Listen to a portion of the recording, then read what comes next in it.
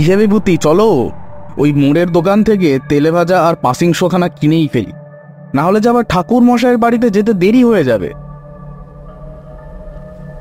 আমি কিশোরীর কথায় আরো তাড়াতাড়ি করে পা চালালাম।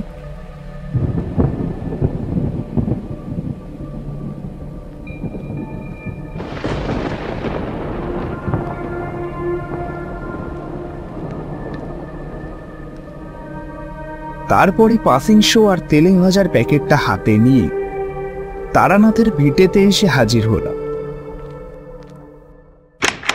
আরে কাকা বাবু, ভালোই করেছেন, তাড়াতাড়ি না ঢুকতে পারলে আবার বৃষ্টির মধ্যে পড়তেন।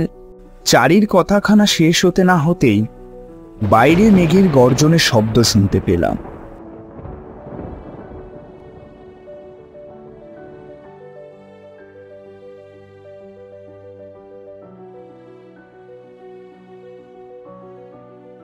কি হে ভাইয়ারা, তোমরা এসে পড়েছ? আমি তো তোমাদের পথ চেয়েই বসেছিলাম। এরপরে তারানাথের দিকে পাসিং শো আর তেলে ভাজার প্যাকেটখানা এগিয়ে দিতেই উনি তেলে ভাজার প্যাকেট থেকে একখানা চপ বার করে মুখে পুরে চিবোতে চিবোতে বললেন, এ কিশোরী, আজকে তোমরা কোন বিষয়ের উপর কাহিনী শুনবে? কিশোরী মাথা চুলকে যতক্ষণে বলবে আমি তার পূর্বেই বলে ফেললাম, আজকে আপনি আমাদেরকে একখানা পেতনির গল্প শোনান দেখি ঠাকুর মশাই। অনেকদিন আপনার মুখে গা ছমছমে কোনো পেতনির গল্প শুনি। আজকে এই ঝড় বাদলের দিনে এমন একটা গল্প হলে কিন্তু একেবারে জমে যাবে। বেশ, তাহলে তোমাদেরকে আজ একখানা পেতনির কাহিনী শোনাই। এটি আজ থেকে প্রায় 50 বছর আগের ঘটনা। এতদিন আগের ঘটনা হলেও একবারে আয়নার মতো পরিষ্কার মনে আছে। কি ঘটেছিল ঠাকুর মশাই?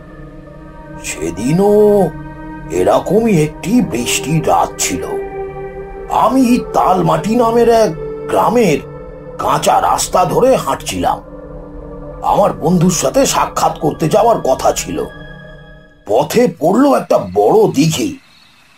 সেদিনও আকাশে এইভাবে মেঘের গর্জনের শব্দ শুনতে পাচ্ছিলাম।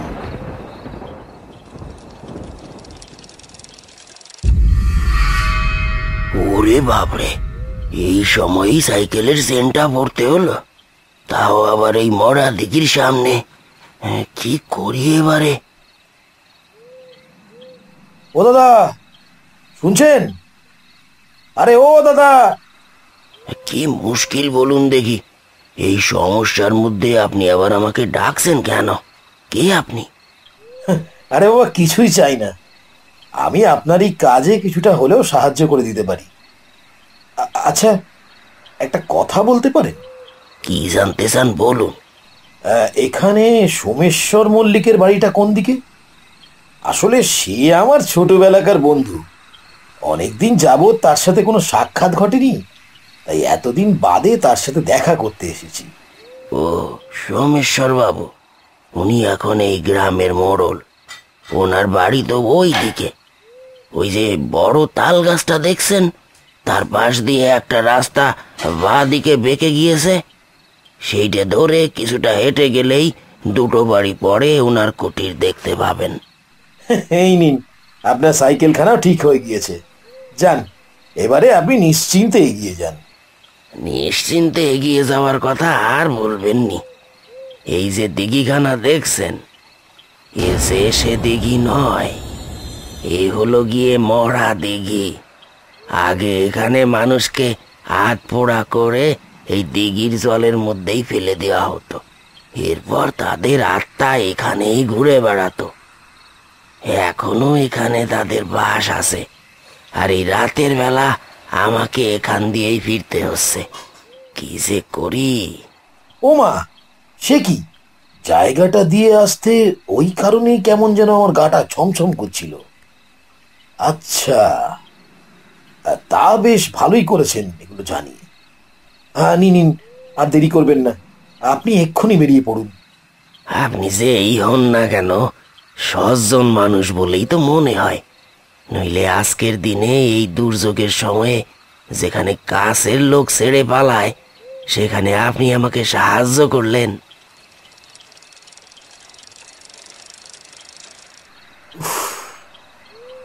কি যে করি এখন?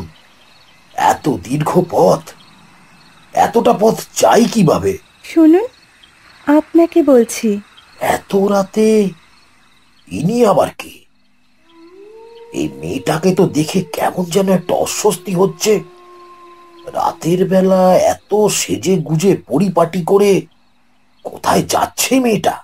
শুনছেন, আমি আসলে পথ হারিয়ে ফেলেছি, একটু সাহায্য করবেন?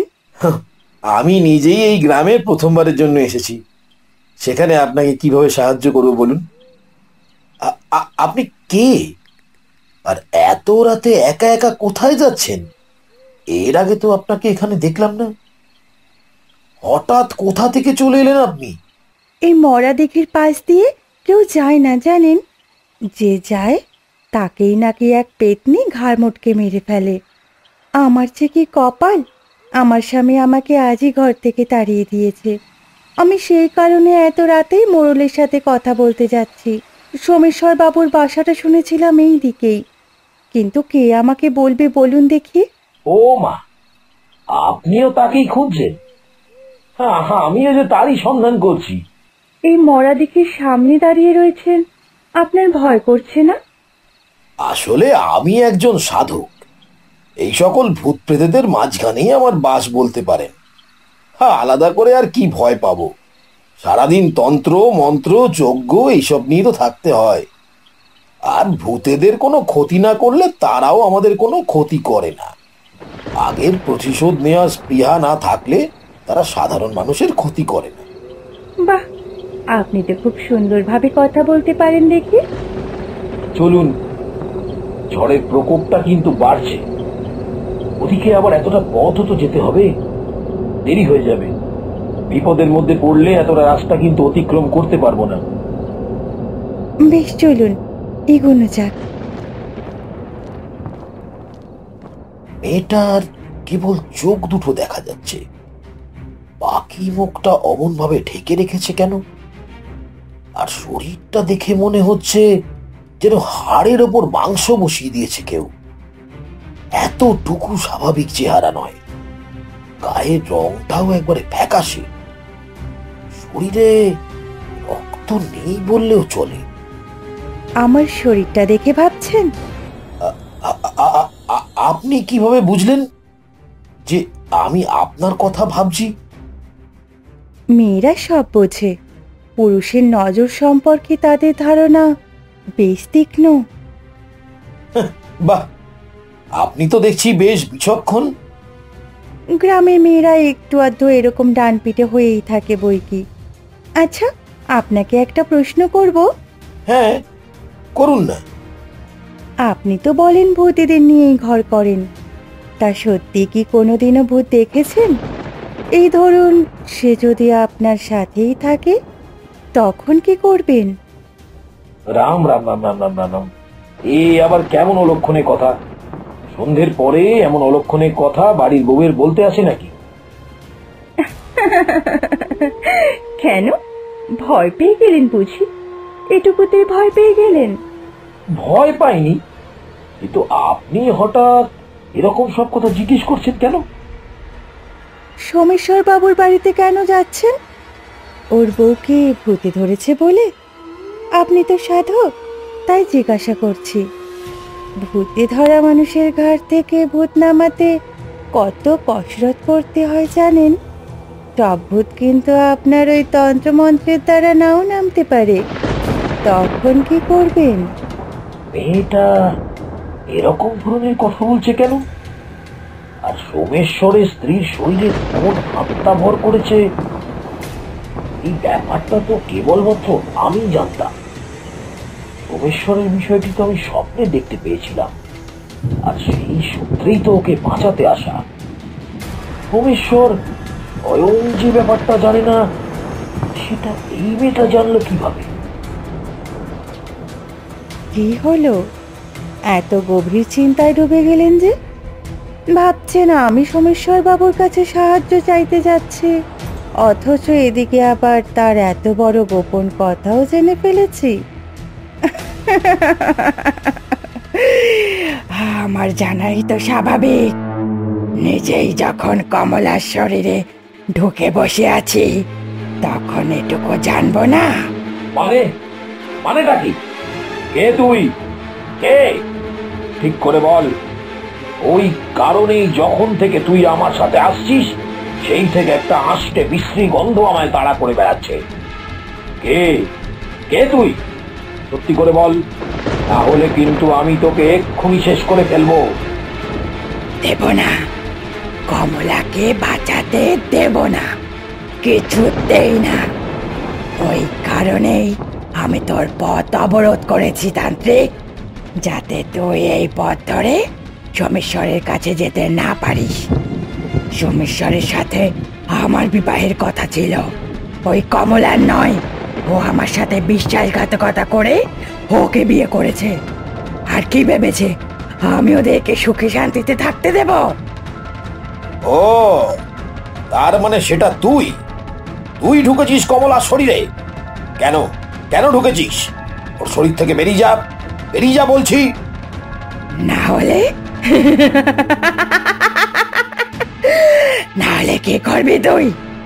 ওকে যে তান্ত্রিক, কি ভাবছিস এত সহজে তোর শক্তির কাছে হার মানবো আমি? এত সহজে? তাহলে তো সোমেশ্বর কবেই ওর স্ত্রীকে রক্ষা করে ফেলতে পারতো। আমার কবল থেকে ওর বউকে উদ্ধার করে নিয়ে চলে যেত, কিন্তু পেরেছে কি? পেরেছে?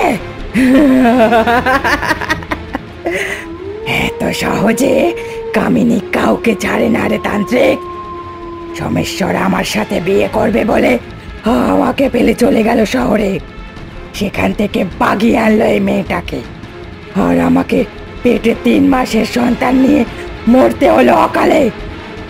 সেদিনের কথা জানিস? তাহলে শোন। শেষ হলো মন ক্রিয়েশনের আজকের নিবেদন। ছোটদের কার্টুন তারানাথ তান্ত্রিক ও মরা দিঘির পেতনি প্রথম পর্ব। দ্বিতীয় পর্বের নোটিফিকেশন পেতে চ্যানেলটিকে সাবস্ক্রাইব করুন ও বেল আইকনে ক্লিক করে দিন। তাহলে ছোট্ট বন্ধুরা, আজকের মতো বিদায়।